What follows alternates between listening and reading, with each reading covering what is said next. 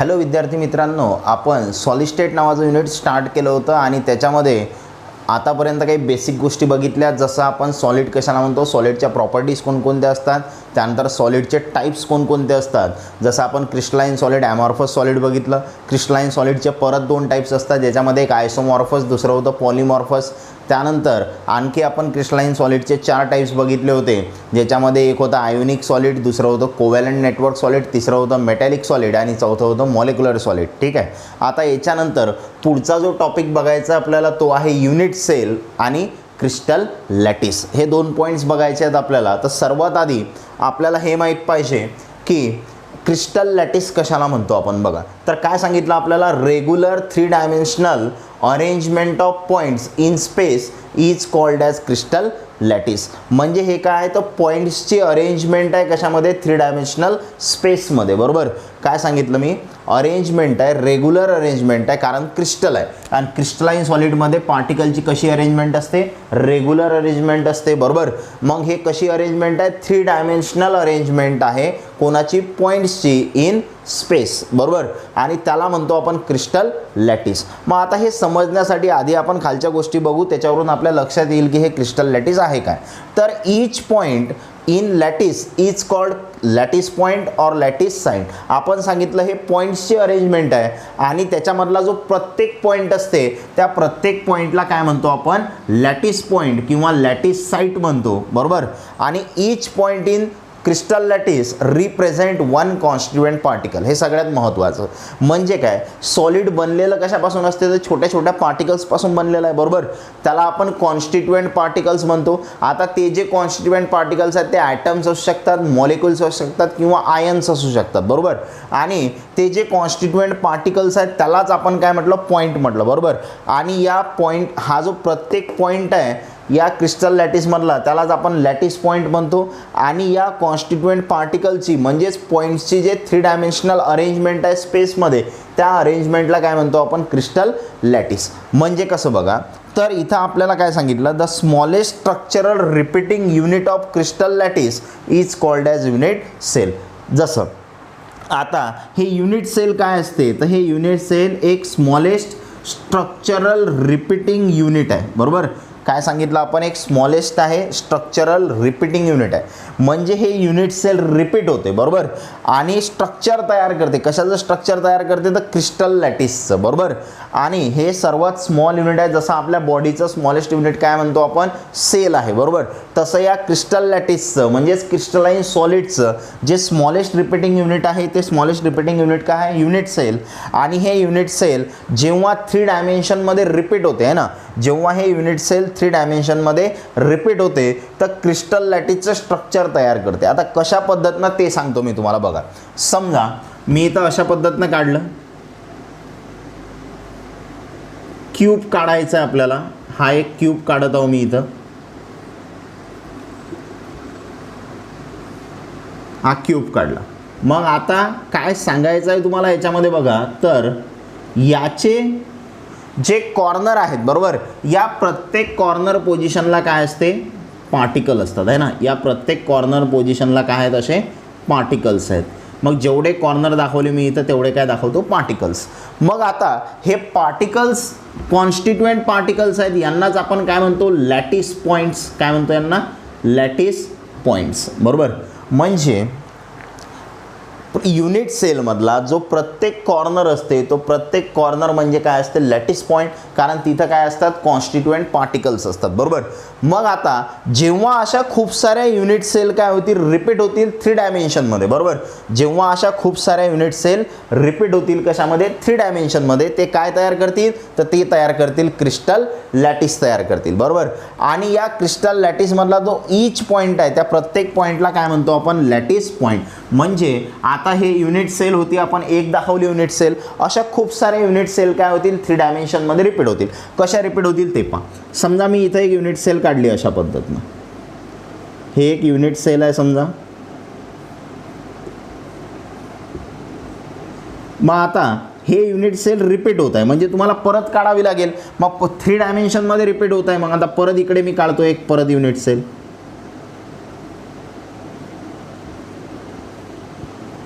परत एक unit sale काढली. बरोबर, त्यानंतर असं वरच्या बाजूला पण एक युनिट सेल काढतो,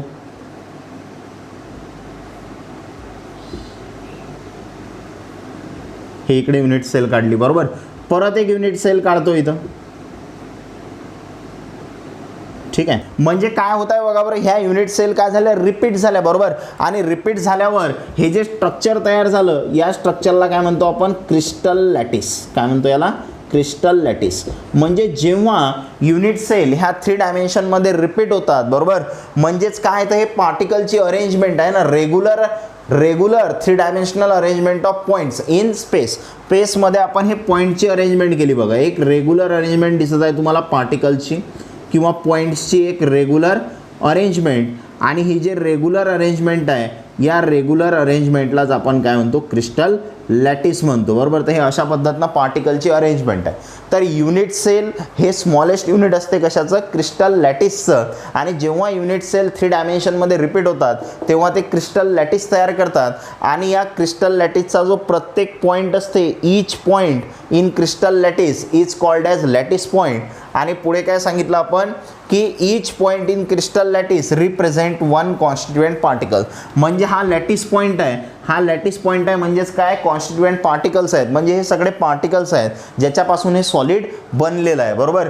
तर आपल्याला युनिट सेल समजलं, हे स्मॉलेस्ट युनिट आहे क्रिस्टल लॅटिसचं बरोबर. आणि जेव्हा हे युनिट सेल रिपीट होतात 3 डायमेन्शनमध्ये तेव्हा ते काय तयार करतात, क्रिस्टल लॅटिस तयार करतात बरोबर. मग अशा बेसिक गोष्टी आपण बघितल्या. याच्यानंतर आता जर आपण युनिट सेल बघितली तर युनिट सेलच्या आपल्याला काही प्रॉपर्टीज बघायच्या आहेत बघा. जर तुम्हाला एखादी युनिट सेल डिफाईन करायची असेल तर ती तुम्ही कशा पद्धतीनं डिफाईन करणार. तर युनिट सेल काढायची कशी, तर मी सांगितलं तुम्हाला, एक असा आधी स्क्वेअर काढून घ्या, परत एक दुसरा स्क्वेअर काढा,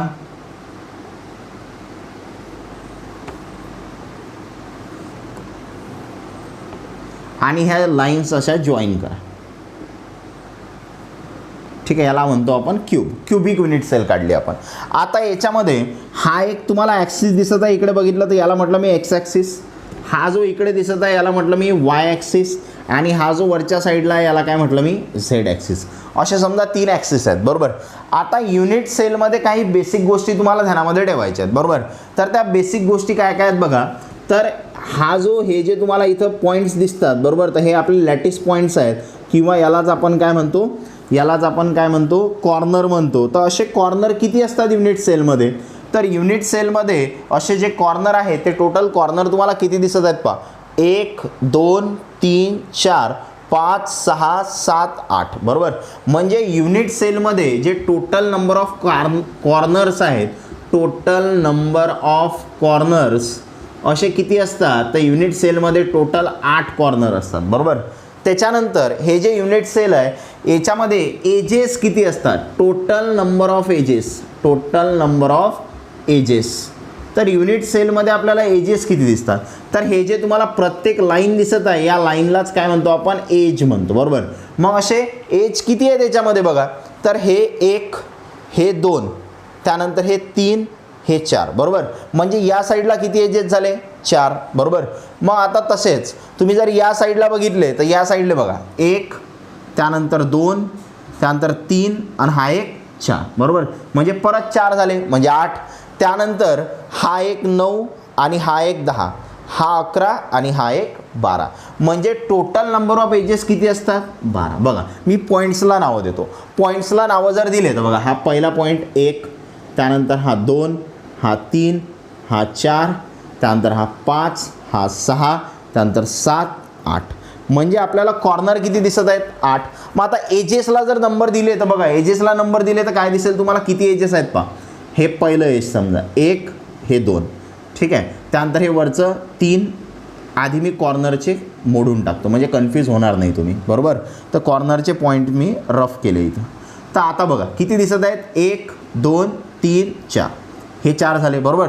तसेच या साईडला बघू आपण तर बघा हे 1 त्यानंतर हे 2 त्यानंतर हे 3 आणि हे खालचं कोणतं आहे 4 बरोबर. हे 4 झाले. मग आता कोणत्याला नंबर द्यायचा बाकी आहे तर बघा याला नंबर द्यायचा बाकी आहे. तर हे 4 झाले, मग याला 5 पासून सुरुवात करतो. 5 त्यानंतर हा 6 त्यानंतर हा 7 आणि हा कोणता घेतला आपण 8 घेतला बरोबर. याला नंबर दिला तर कोणता येईल 9 आणि हे आडवंवालं जे एज आहे याला किती 10, हे आडवंवालं याला 11 आणि हे खालचं आडवं 12 बरोबर. म्हणजे टोटल नंबर ऑफ एजेस किती आहेत 12. मग आता एजेस समजले आपल्याला. युनिट सेलमध्ये कॉर्नर 8 असतात, त्यानंतर एजेस किती असतात 12 असतात. म्हणजे total number of corners are 8 and total number of edges are 12. मग आता पुढे बघायचं आपल्याला याच्यामध्ये असणारे फेसेस किती आहेत बरोबर. मग आता फेसेस कशाला म्हणतो आपण ते पाहू. बघा हे रफ करतो मी आधी. फेस म्हणजे काय तर जे तुम्हाला समोरचा म्हणजे जसं एखादी खोली आहे, एखादी रूम आहे, त्या रूममध्ये ज्या तुम्हाला भिंती दिसतात किंवा वरचं फ्लोअर किंवा खालचं फ्लोअर दिसते त्याला काय म्हणायचं फेस म्हणायचं बरोबर. म्हणजे जसं फॉर एक्झाम्पल हा वाला जर पार्ट आपण बघितला तर या पार्टला काय म्हणणार आपण फेस म्हणणार बरोबर. मग हा एक फेस झाला या साईडचा. मग हा एक फेस झाला. तसा तुम्ही जर या साईडचा बघितला तर हा काय झाला दुसरा फेस झाला. म्हणजे 2 फेसेस झाले बरोबर. त्याच्यानंतर 2 फेसेस झाले. हा वरचा बघितला तर हा एक वरचा फेस झाला इथं तयार. म्हणजे किती फेसेस झाले 3 फेसेस झाले बरोबर. त्यानंतर एक मागच्या साईडचा फेस बरोबर. हा जो आहे हा मागच्या साईडचा किती झाले 4. त्यानंतर हा एक खालच्या साईडचा किती झाले 5 आणि हा एक समोरच्या साईडचा फेस म्हणजे किती झाले 6. म्हणजे टोटल नंबर ऑफ फेसेस किती आहेत टोटल नंबर ऑफ फेसेस. तर टोटल नंबर ऑफ फेसेस किती असतात युनिट सेलमध्ये तर हे किती असतात 6 असतात बरोबर. म्हणजे टोटल नंबर ऑफ एजेस 12 असतात, टोटल नंबर ऑफ कॉर्नर्स 8 असतात आणि टोटल नंबर ऑफ फेसेस किती असतात 6 असतात बरोबर. तर फेसेस म्हणजे काय तर जसं फॉर एक्झाम्पल हे बोर्ड आहे म्हणजे हा काय झाला एक फेस झाला बरोबर. मग आता याच्यापासून जर रूम तयार केली तुम्ही तर हा एक बोर्ड लावणार तुम्ही, एक बोर्ड याला या साईडनं लावणार म्हणजे हा दुसरा फेस, तिसरा बोर्ड या साईडनं लावणार म्हणजे चौथा फेस. म्हणजे किती झाले पहा एक हा फेस, हा दुसरा, त्यानंतर हा तिसरा, एक समोरून लावणार असा म्हणजे किती झाले 4, एक वरच्या बाजूनं लावणार 5 आणि एक खालच्या बाजूनं लावणार किती झाले 6. म्हणजे एखादी रूम जर तयार करायची असेल तुम्हाला तर रूममध्ये किती फेसेस असतात 6 फेसेस असतात. 4 त्याच्या वॉल्स म्हणजे भिंती, एक वरचा फेस आणि एक खालचा फेस, असे टोटल किती फेसेस असतात 6 फेसेस असतात बरोबर. म्हणजे युनिट सेलमध्ये total number of corners 8, total number of edges 12 आणि टोटल नंबर ऑफ फेसेस किती असतात 6 असतात बरोबर. मग आता एखादी युनिट सेल जर तुम्हाला डिफाईन करायची असेल तर ते कशा पद्धतीनं आपण डिफाईन करतो ते बघा. तर जर आपण युनिट सेल बघितली तर युनिट सेलमध्ये पहिले आपण एक स्क्वेअर काढला, परत एक दुसरा स्क्वेअर काढू, नंतर या स्क्वेअरचे आपण कॉर्नर अशा पद्धतीनं जॉईन करू. आता हे कॉर्नर आपण काय केले इथे जॉईन केले आणि हा जो ॲक्सिस आहे याला एक्स ॲक्सिस म्हटलं, हा जो ॲक्सिस आहे याला वाय ॲक्सिस म्हटलं आणि हा जो ॲक्सिस आहे याला झेड ॲक्सिस म्हटलं बघा. मग आता पुढे काय सांगायचं आहे जर तुम्हाला युनिट सेल डिफाईन करायची असेल तर कशा पद्धतीनं डिफाईन करणार आपण तर बघा एक्स ॲक्सिसच्या समोरचा जो अँगल आहे म्हणजे बघा हा एक्स ॲक्सिस, याच्या समोरचा जो अँगल आहे या अँगलला म्हणतो आपण अल्फा बरोबर. त्यानंतर वाय ॲक्सिसच्या समोरचा अँगल म्हणजे हा, तर वाय ॲक्सिसच्या समोरच्या अँगलला काय म्हणतो आपण गॅमा आणि झेड ॲक्सिसच्या समोरचा जो अँगल आहे त्याला हा गॅमा नाही काय येणार बीटा. वाय ॲक्सिसच्या समोरचा अँगल बीटा, झेड ॲक्सिसच्या समोरचा अँगल कोणता असते गॅमा बरोबर. म्हणजे हे जे अल्फा बीटा गॅमा म्हटलं मी यांना म्हणतो मी angle between the edges, angle between the edges, angle between the edges, एजेसच्या मधले अँगल आहेत बरोबर. मग आता हे एज कोणकोणते आहेत बघा. जे एक्स ॲक्सिसचं एज आहे त्याला म्हणायचं ए, जे वाय ॲक्सिसचं एज घेतलं त्याला म्हणायचं बी आणि जे झेड ॲक्सिसचं एज घेतलं त्याला काय म्हणायचं सी बरोबर.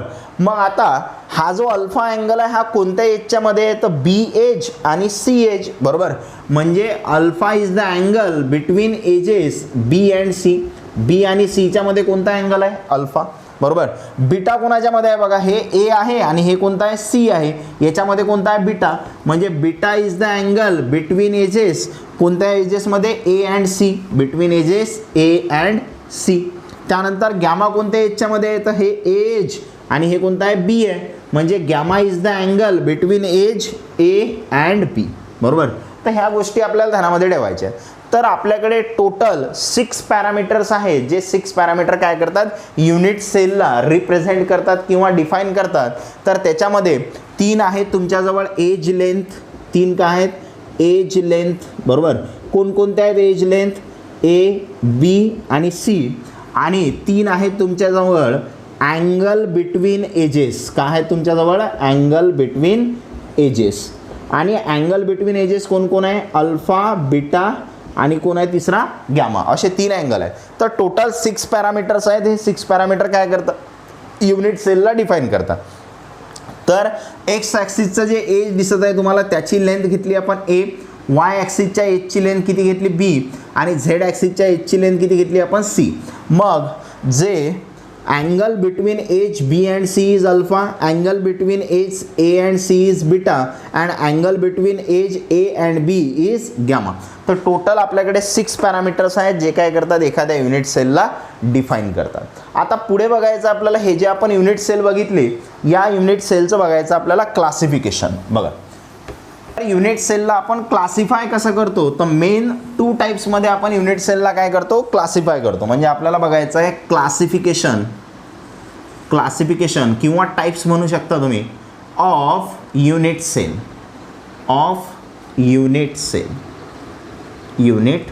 बघा, तर युनिट सेलला जर तुम्हाला क्लासिफाय करायचं असेल तर आपण 2 टाईपमध्ये क्लासिफाय करतो, ज्याच्यामध्ये एक आहे सिंपल किंवा त्यालाच म्हणतात प्रिमिटिव्ह. सिंपल किंवा त्यालाच काय म्हणतात? Primitive unit cell. सिंपल किंवा प्रिमिटिव्ह युनिट सेल. आणि दुसरी आहे तुमच्याकडे सेंटर्ड युनिट सेल. आणि ही जे सेंटर्ड युनिट सेल आहे याचे परत 3 टाईप्स आहेत, ज्याच्यामध्ये पहिला आहे बॉडी सेंटर्ड युनिट सेल. त्यानंतर दुसरा आहे फेस सेंटर्ड युनिट सेल. आणि तिसरा आहे एंड सेंटर्ड युनिट सेल. बरोबर. मग आता सर्वात आधी आपण युनिट सेलला 2 मध्ये क्लासिफाय केलं, सिंपल किंवा प्रिमिटिव्ह युनिट सेल, नंतर दुसरं सेंटर्ड युनिट सेल. मग आता या दोघांमध्ये फरक काय आहे बघा. तर सिंपल किंवा प्रिमिटिव्ह युनिट सेल कोणाला म्हणायचं? तर सिंपल किंवा प्रिमिटिव्ह युनिट सेल म्हणजे अशी युनिट सेल असते ज्याच्यामध्ये constituent particles are present only at corner position. काय सांगितलं बघा, सिंपल किंवा प्रिमिटिव्ह युनिट सेलमध्ये जे कॉन्स्टिट्युएंट पार्टिकल असतात ते कुठं प्रेझेंट असतात? Only at corner position. म्हणजे कसं बघा, समजा मी हे युनिट सेल काढली, हे एक युनिट सेल काढली मी इथं. तर या युनिट सेलमध्ये आपल्याला काय करायचं आहे? पार्टिकल्स दाखवायचे आहेत. आणि ते पार्टिकल्स कुठं प्रेझेंट आहेत? Particles are present only at corner position. हे कॉर्नर पोझिशन आहे तुमची, बरोबर. मग या कॉर्नर पोझिशनमध्ये तुमचे पार्टिकल्स काय आहेत? प्रेझेंट आहेत. मग अशी जर युनिट सेल असेल तर त्या युनिट सेलला काय म्हणायचं? सिंपल किंवा प्रिमिटिव्ह युनिट सेल. म्हणजे अशी युनिट सेल ज्या युनिट सेलमध्ये constituent particles are present only at corner position is called as simple or primitive unit cell. बरोबर. मग आता सेंटर्ड युनिट सेल म्हणजे काय? तर सेंटर्ड युनिट सेलमध्ये काय असते? Particles are present other than corner position in addition to corner position. बरोबर. काय सांगितलं बघा, म्हणजे पार्टिकल कुठं प्रेझेंट असतात सेंटर्ड युनिट सेलमध्ये? तर कॉर्नरला तर प्रेझेंट असतातच आणि कॉर्नरला सोडून पण दुसऱ्या ठिकाणी प्रेझेंट असतात. म्हणजे कसं बघा, जर आपण हे जर युनिट सेल कन्सिडर केली समजा, तर याच्यामध्ये फक्त पार्टिकल्स कुठं दिसत आहेत? आपल्याला कॉर्नरला दिसत आहेत. पण बॉडी सेंटर्डमध्ये काय असते? तर बॉडी सेंटर्डमध्ये एक जो पार्टिकल आहे तो बॉडीच्या सेंटरमध्ये असते. बरोबर. असा सेंटरमध्ये दिसेल तुम्हाला. म्हणजे तुमची जे रूम आहे त्या रूमला जे 8 कॉर्नर्स आहेत त्या कॉर्नरला एक पार्टिकल आहे आणि एक पार्टिकल रूमच्या मध्ये आहे असं आपण म्हणणार. एक पार्टिकल कुठं आहे? रूमच्या मध्ये. मग रूमच्या मध्ये आहे म्हणजे बॉडी आहे, या बॉडीच्या कुठं आहे? सेंटरमध्ये आहे. आणि बॉडीच्या जर सेंटरमध्ये असेल तर बॉडी सेंटर्ड म्हणणार आपण त्याला. म्हणजे कॉर्नर सोबतच बॉडीच्या सेंटरला पण प्रेझेंट आहे. म्हणजे particles are present other than corner position in addition to corner position. This type of unit cell is centered unit cell. And if the particles are present at corner position and one particle is present in the body of the unit cell, center of the body of the unit cell, then it is body centered unit cell. मग face centred unit sale कशाला म्हणणार आपण? तर face centred unit सेलमध्ये काय असते? Particles are present at corner. कॉर्नरला तर प्रेझेंट आहेतच आणि त्याच्यासोबत one particle is present at each face of the unit cell, म्हणजे प्रत्येक युनिट सेलचं म्हणजे युनिट सेलचं जे प्रत्येक फेस आहे, जसं फॉर एक्झाम्पल हे मी इथं युनिट सेल काढली. मग आता या युनिट सेलमध्ये तुम्हाला पार्टिकल्स कुठं प्रेझेंट दिसणार आहे, तर पार्टिकल्स हे कॉर्नरला प्रेझेंट आहेतच, बरोबर. हे कॉर्नरला समजा पार्टिकल्स प्रेझेंट आहे आणि या कॉर्नरसोबतच आणखी पार्टिकल्स कुठं प्रेझेंट आहेत, प्रत्येक फेसच्या सेंटरला. जसं हे एक फेस आहे, मग या फेसच्या सेंटरला तुम्हाला एक पार्टिकल दिसत आहे बघा इथं, बरोबर. मग या फेसच्या सेंटरला, तसाच वरती पण आहे फेस, मग या फेसच्या सेंटरला पण तुम्हाला काय दिसत आहे, एक पार्टिकल दिसत आहे, बरोबर. तसाच खाली फेस आहे, या फेसच्या सेंटरला तुम्हाला एक पार्टिकल दिसत आहे, बरोबर. मग तसंच इकडचं फेस आहे, या फेसच्या सेंटरला तुम्हाला एक पार्टिकल दिसत आहे. तसंच एक समोरचं फेस आहे, समोरच्या फेसच्या सेंटरला तुम्हाला एक पार्टिकल दिसत आहे. तसंच एक मागचं फेस आहे, तर मागच्या फेसच्या सेंटरला तुम्हाला काय दिसत आहे, पार्टिकल दिसत आहे, बरोबर. म्हणजे टोटल 6 फेसेस असतात आणि हे समजा फेस आहे, तर या फेसच्या सेंटरला पार्टिकल आहेच, बरोबर. आणि युनिट सेलच्या कॉर्नरला तर पार्टिकल्स आहेतच आणि त्याच्यासोबत प्रत्येक फेसच्या सेंटरला पण काय प्रेझेंट असते, पार्टिकल प्रेझेंट असते. म्हणजे in face centered unit cell particles are present at corner and one particle is present at each face of the unit cell. म्हणजे या युनिट सेलच्या प्रत्येक फेसला एक पार्टिकल काय आहे, प्रेझेंट आहे. त्याला म्हणतो आपण फेस सेंटर्ड युनिट सेल. त्यानंतर तिसरं बघायचं आपल्याला एंड सेंटर्ड युनिट सेल. मग आता एंड सेंटर्ड युनिट सेल कशाला म्हणणार आपण, तर एंड सेंटर्ड युनिट सेल म्हणजे याच्यामध्ये पार्टिकल्स हे कॉर्नरला प्रेझेंट तर असतातच, बरोबर. म्हणजे एंड सेंटर्डमध्ये काय दिसत आहे तुम्हाला, पार्टिकल जे आहेत ते कॉर्नरला प्रेझेंट आहेतच. हे समजा अशा पद्धतीनं काढली आपण युनिट सेल, तर याच्या कॉर्नरला आपल्याला पार्टिकल दिसतातच, बरोबर. आणि याच्यासोबतच याचे जे 2 अपोजिट एंड आहे, त्या अपोजिट एंडच्या सेंटरला पण पार्टिकल प्रेझेंट आहे. जसं आपण असं म्हणू, हे एक याचं समजा अपोजिट एंड, हे टॉप एंड आहे आणि हे बॉटम एंड आहे, तर या टॉप एंडच्या सेंटरला प्रेझेंट आहे पार्टिकल आणि हे बॉटम एंडच्या सेंटरला पण काय पार्टिकल प्रेझेंट आहे, बरोबर. म्हणजे काय, तर बॉडी सेंटर्डमध्ये तुम्हाला 8 पार्टिकल्स कॉर्नरला दिसत आहेत आणि एक बॉडीच्या सेंटरमध्ये दिसत आहे. फेस सेंटर्डमध्ये काय दिसलं तुम्हाला, तर फेस सेंटर्डमध्ये 8 पार्टिकल्स हे कॉर्नरला प्रेझेंट आहेत आणि 6 पार्टिकल्स हे 6 फेसेसवरती प्रेझेंट आहेत. त्यानंतर एंड सेंटर्डमध्ये काय दिसलं तुम्हाला, 8 पार्टिकल्स हे कॉर्नरला प्रेझेंट आहेत आणि 2 particles are present at opposite end आणि ते पण कुठं आहेत, सेंटरला आहेत, अपोजिट एंडच्या सेंटरला, म्हणजेच फेसवरती आहेत. फक्त फेस सेंटर्ड आणि बॉडी सेंटर्डमध्ये काय फरक आहे, फेस सेंटर्डमध्ये प्रत्येक फेसवरती पार्टिकल आहे आणि या प्रत्येक फेसच्या सेंटरला पार्टिकल आहे आणि एंड सेंटर्डमध्ये अपोजिट 2 फेसेसच्या सेंटरलाच काय फक्त पार्टिकल आहे, बरोबर. मग ह्या 3 टाईपच्या आपण सेंटर्ड युनिट सेल बघितल्या. मग आता तसंच याच्यामध्ये कॉर्नरच्या सोबतच अदर पोझिशनला पण प्रेझेंट असते, पण सिंपल किंवा प्रिमेटिव्ह युनिट सेलमध्ये फक्त कॉर्नरला प्रेझेंट असते. आणि ह्या सिंपल किंवा प्रिमेटिव्ह युनिट सेल ज्या आहेत त्या 7 टाईपच्या सेल आहेत, बरोबर. किती आहेत, 7. मग या 7 कोणकोणत्या आहेत, तर त्याच्यामध्ये ट्रिक ध्यानात ठेवायची. ट्रिक आहे CTOMT, CTOMT HR. काय ट्रिक ध्यानामध्ये ठेवणार, CTOMT HR. तर C म्हणजे काय, तर C म्हणजे क्युबिक. T म्हणजे काय, टेट्रागोनल. T म्हणजे काय असते, टेट्रागोनल. O म्हणजे काय, ऑर्थोरोम्बिक. O म्हणजे काय असते, ऑर्थोरोम्बिक. M म्हणजे मोनोक्लिनिक. त्यानंतर T म्हणजे ट्रायक्लिनिक. H म्हणजे हेक्झागोनल. H म्हणजे हेक्झागोनल. R म्हणजे रोम्बोहेड्रल. रोम्बोहेड्रल, बरोबर. मग ह्या 7 टाईपच्या प्रिमेटिव्ह युनिट सेल आहेत आपल्याकडे. मग आता जे आपण क्रिस्टल लॅटिस सांगितले, हे फक्त आपण पार्टिकलची जे अरेंजमेंट आहे, रेग्युलर अरेंजमेंट आहे 3 डायमेन्शनमध्ये, त्याला आपण क्रिस्टल लॅटिस म्हणतो. आणि only 14 possible cases are there, है ना. आणि अशा पार्टिकल्सला अरेंज करण्याच्या फक्त 14 केसेस आहेत. किती केसेस आहेत, 14 केसेस. आणि असं ब्रॅव्हेस नावाच्या सायंटिस्टनं सांगितलं होतं. कोणत्या सायंटिस्टनं सांगितलं होतं, ब्रॅव्हेस नावाच्या सायंटिस्टनं, एक फ्रेंच मॅथमॅटिशियन होते. त्यांनी सांगितलं होतं पार्टिकल्सला जर तुम्हाला 3 डायमेन्शनमध्ये अरेंज करायचं आहे तर त्याच्यासाठी तुमच्याकडे किती केसेस आहेत, 14 केसेस आहेत. आणि यालाच आपण काय म्हटलं होतं, ब्रॅव्हेस लॅटिस. काय म्हटलं होतं याला, ब्रॅव्हेस लॅटिस.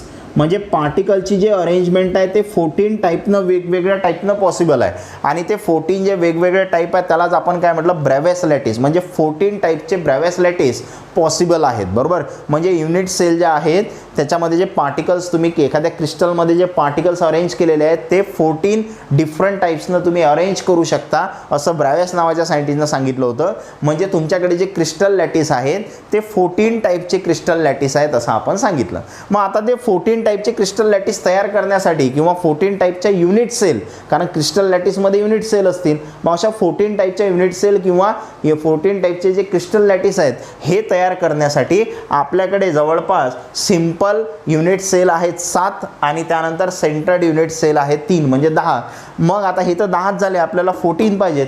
तर ते 14 कशा पद्धतीनं येतील ते मी तुम्हाला पुढच्या लेक्चरमध्ये सांगणार आहोत. पण त्याच्या आधी आपण काय काय बघितलं तर बेसिक बघितलं, युनिट सेल, लॅटिस पॉईंट, त्यानंतर क्रिस्टल लॅटिस कशाला म्हणतो, युनिट सेलला डिफाईन कसं करतो, युनिट सेलमध्ये किती कॉर्नर असतात, 8 कॉर्नर म्हणजे 8 कॉर्नर, 6 फेसेस अँड 12 एजेस. त्यानंतर 6 parameters define the unit cell, ज्याच्यामध्ये 3 होते एज लेंथ ABC आणि 3 होते angle between edges alpha, beta आणि गॅमा. जो बाकीचा पार्ट आहे तो आपण पुढच्या लेक्चरमध्ये कंटिन्यू करू. थँक्यू.